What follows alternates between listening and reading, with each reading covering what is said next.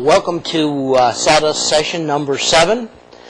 We're coming to you from the Shopsmith National Academy in Dayton, Ohio, where it's nice and sunny and relatively pleasant for November right now. Our Sawdust session is divided into 4 sections. Today we're going to show you how to do some pin routing on the Overarm router. I'm going to show you some tricks with the strip sander. Then we're going to pull a quill out of the headstock and put it back again. And finally, we're going to show you how to set up to turn a burl on the lathe. So, we want to caution you when you go out and try this in your own shop to please observe all safety rules. Wear good eye protection, ear protection when needed. Keep a push stick handy. Always keep all the machine guards in place, and please train your shop dog not to lay down behind you when you're standing at a power tool. All right, with that, remember, this is live TV. We don't have hordes of cameramen running around here, although I'm here with my good friend Drew and my wife Mary Jane, who are running the cameras, and of course Drew's running the show. But still, there's no fancy editing here. We have no way to take out all my bad jokes, as much as Drew may like to, and we can't make it look like magic. I won't be throwing wood in one side of the Shopsmith and having it spit furniture out the other. No, we do our woodworking here the old-fashioned way. We just sort of bumble on through it. So with that said, let me get to the bumbling.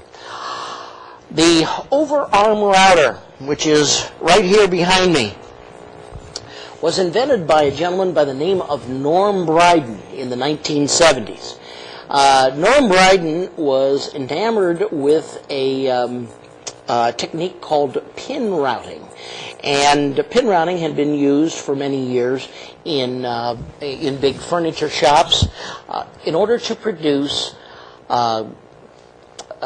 patterns, decorations, and complex parts in 2 dimensions. It was sort of the forerunner of CNC routing. You take a template, and you can use that template to produce exact copies of designs and work pieces. The trouble was, at that time, most pin routers were big, huge industrial machines that cost $2,000 or more. So Norm took a look at this and decided to make what he called the Overarm router, and this is it. It's actually sort of a drill press for your router. It's got a place to mount a router motor, and then a lever over here. I'm cut off, but I'll come over here anyway. And you can raise and lower the router in very precise increments. There I am, back on camera. All you do is turn the lever counterclockwise. This unlocks it. Raise or lower the router to where you want it, and then turn it clockwise to lock it in place. Can be done very simply. Now, underneath the router, in order to do pin routing, you have to put a pin. This is one of the pins that we have for the Shopsmith pin routing system. This is 3/8 of an inch in diameter. We also make them 1/4 inch and 1/2 inch. And you need to put this pin right underneath the router bit. Okay? Now, to make sure that the pin is where you want it, you can move the router table left and right by loosening up the locks that lock it in the slot of the Shopsmith table, or you can use the table height adjustment to move it back and forth like this. I'm going to take a block of wood. This is a hardwood, and I've drilled a 3/8 inch hole here. You just saw me put the 3/8" pin in the table insert, and before this started I put a 3/8" bit in the router. I'm going to put the block of wood over the pin, okay, and then lower this until the bit is almost right there in the hole. Okay, now as I turn this bit, it's catching, so obviously we need to move this table out a little bit. Okay, it's still catching, so let me take it from side to side. Okay, that's pretty good right there. Now let me just lock it in place, and then I'm going to remove the block and eyeball this. See how close I've gotten it. Bring that bit right down there. Now front to back looks perfect. So lock that in place. And right to left looks perfect. So let's really tighten that down and lock that in place. Okay. That's all you do to adjust the bit over the pin. Now, how do you pin route? Well, let me show you a pin routing template here. This, if you go to the number 1 graphic on the blackboard, you'll see a slice through this. This is the shape that we want to route. This is an oval. Well, actually, it'll be an oval picture frame by the time we're done. I cut this out of MDF, medium density fiberboard, and I glued it to another piece of MDF, which is the backing board.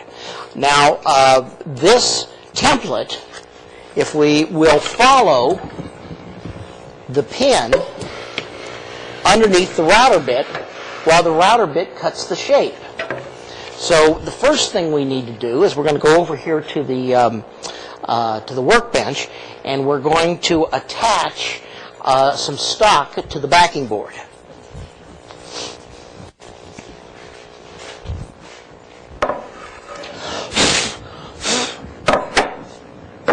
Okay. Now I have taken some stock here.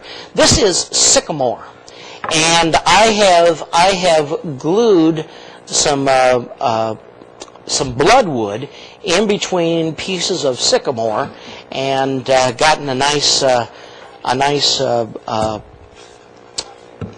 contrast there. And I'm going to turn this into, and here's what it's going to look like when I'm done, this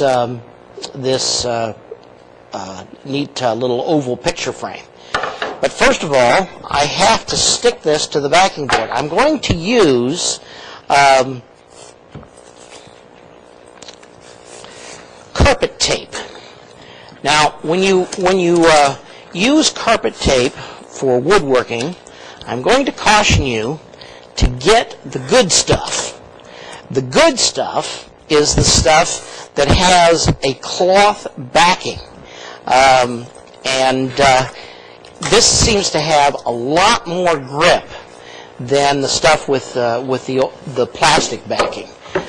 Take the carpet tape, and first of all stick it to the template and backing plate, and you'll have to be patient with me while I peel up the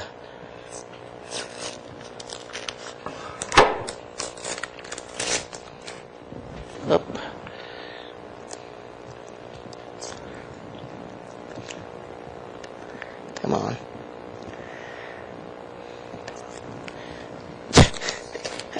I feel like I'm in a Abbott and Costello movie. I'm sticking to the template.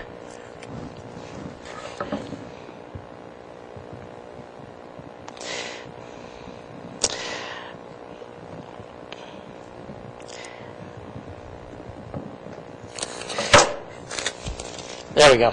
Now, when you're sticking wood down, you want to make sure that the surface is absolutely as clean as possible. So I'm going to get a cloth here, and I'm going to wipe this. You can even use a tack rag. You know, look at the dust that's coming up there off of this wood. All right, get that nice and clean. Center this over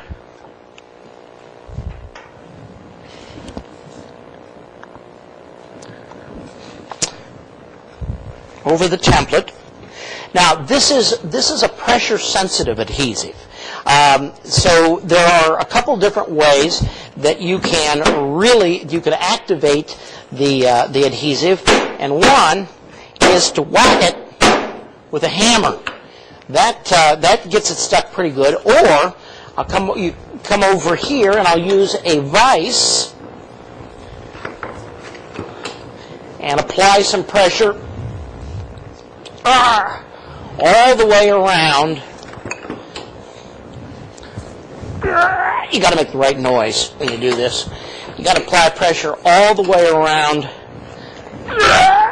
the template to get that pressure sensitive adhesive activated. There we go. Okay. All right. We got the stock on one side, got the template on the other. We're ready to route. Back to the router table. Okay. Now,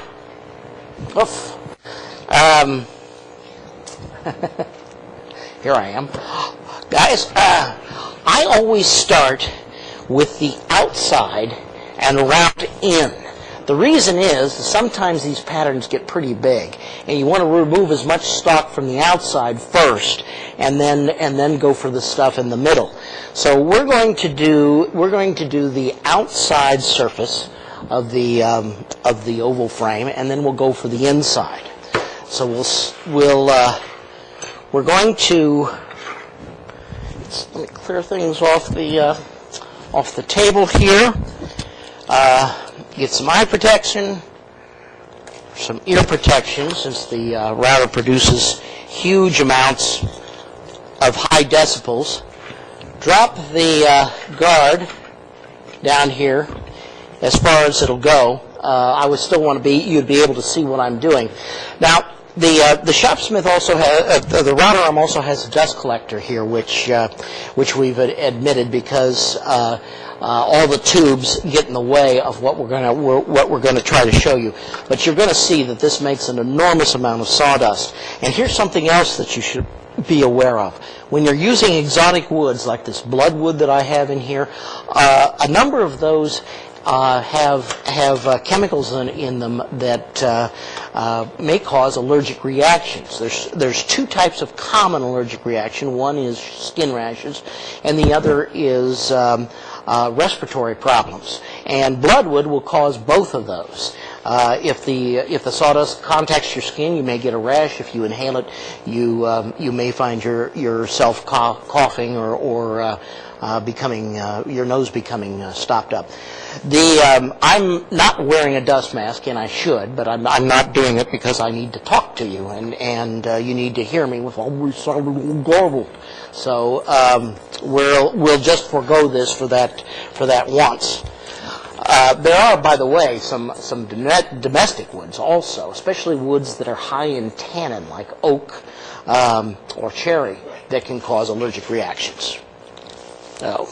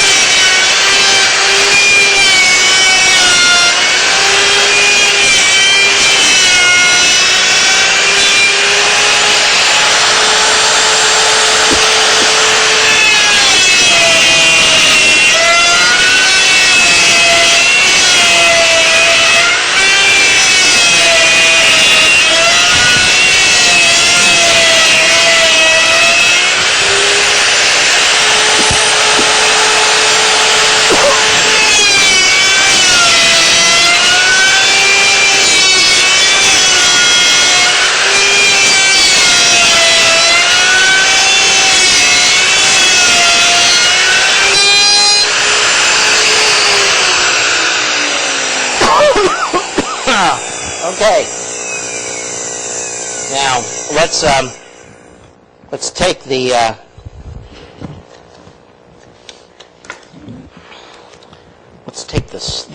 the scrap off.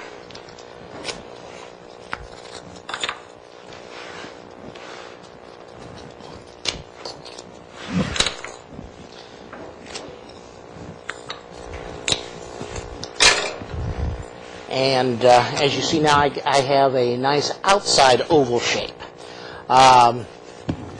You notice that when I cut this, on the last cut, I actually went through the wood and into the backing board somewhat. That's so I could get crisp edges both top and bottom. I have to cut through.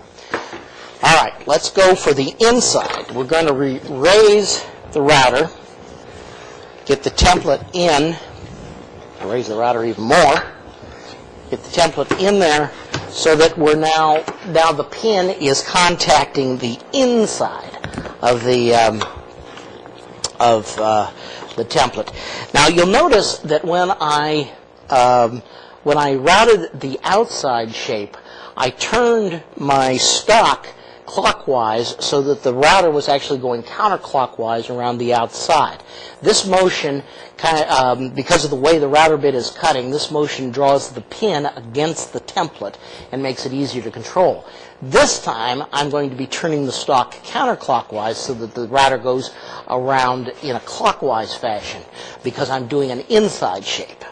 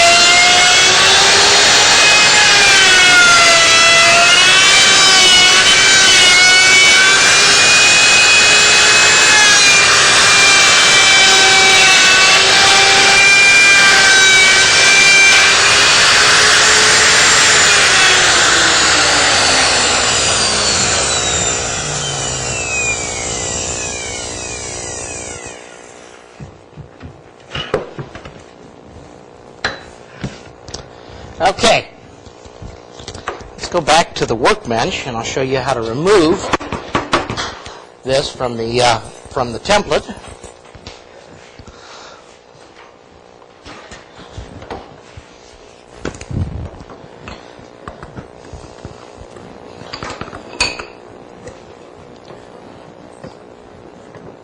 There we go.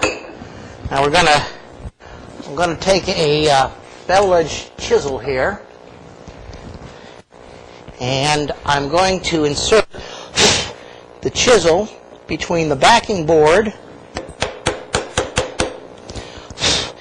and the the work, and just tap here first of all to loosen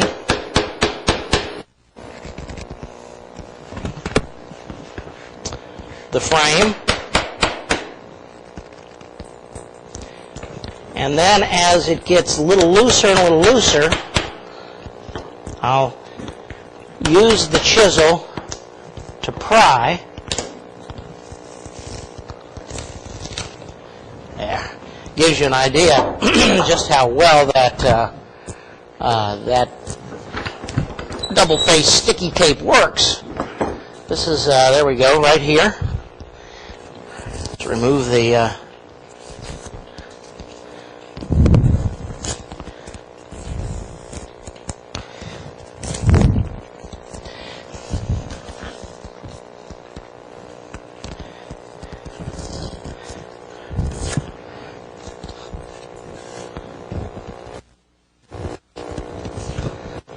remove the tape, and there you go. One frame that is exactly like the other frame.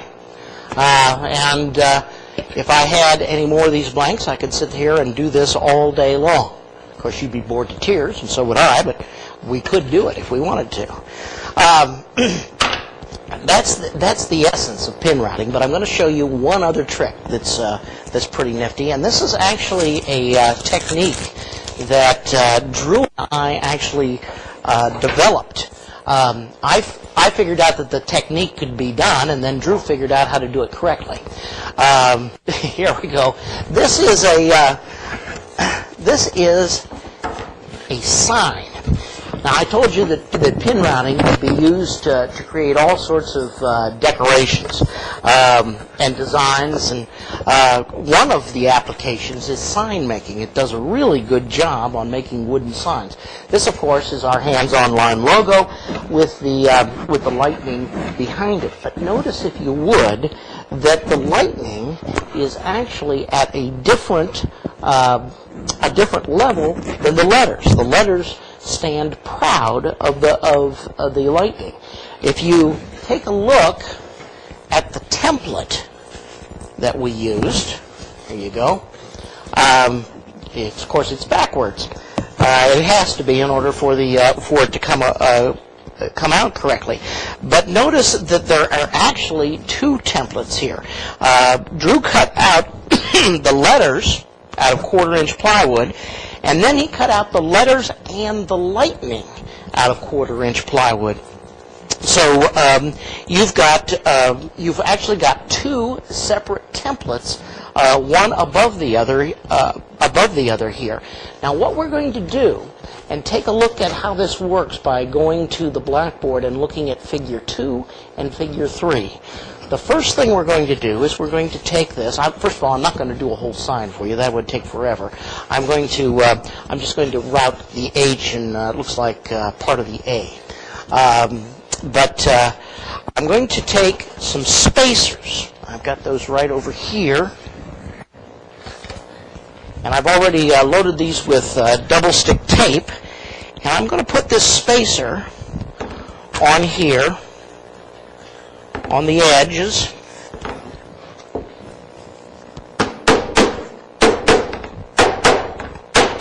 Now, that didn't quite stick as well as I hoped. Be okay.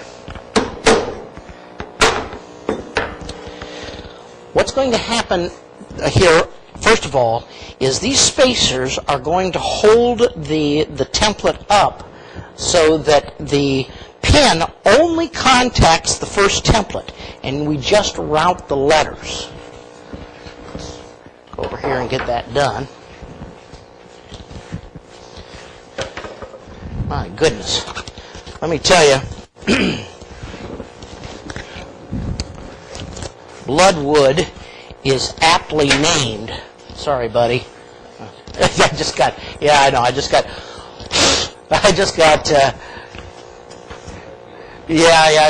I just turned a black lab into a red healer.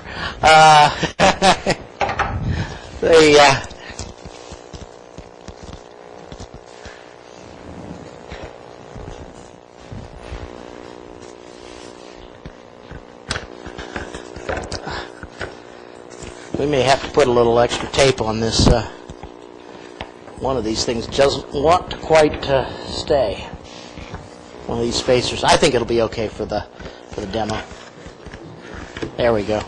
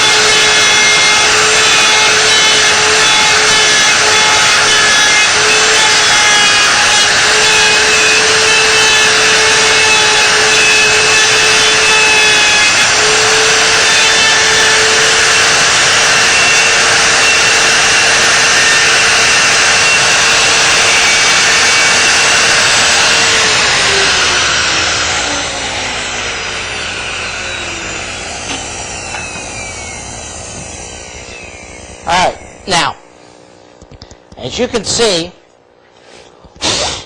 I've just routed the shapes of the letters. Let me see if I can get that to where the light washes across it just right. There we go. The letters are showing, but the lightning isn't. Now I'll take the spacers off, set those aside, and now when I route, it's going the pin will contact both the letters and the lightning.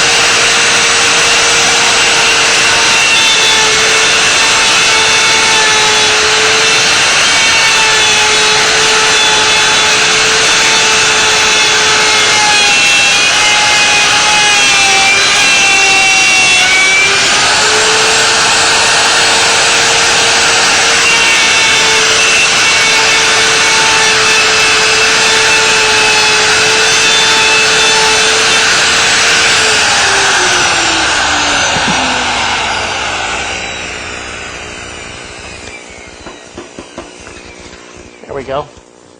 Let me once again wash this with some light so you can begin to see that, actually, let's go over to camera and get a close-up, if we could, of this. There we go. You can begin to see that the lightning is emerging here. It's beginning.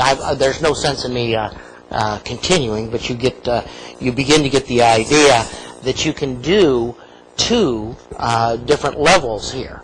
In other words, you can get a three-dimensional shape out of this. So pin routing is not just for 2 dimensions. I could actually have stacked up 3 of these templates. There we have 2, but you could have stacked up 2 and had a 1/4 inch for each one, and gotten some pretty fancy routing. Anyway, that's it. That's it for what we have to show you on the pin router.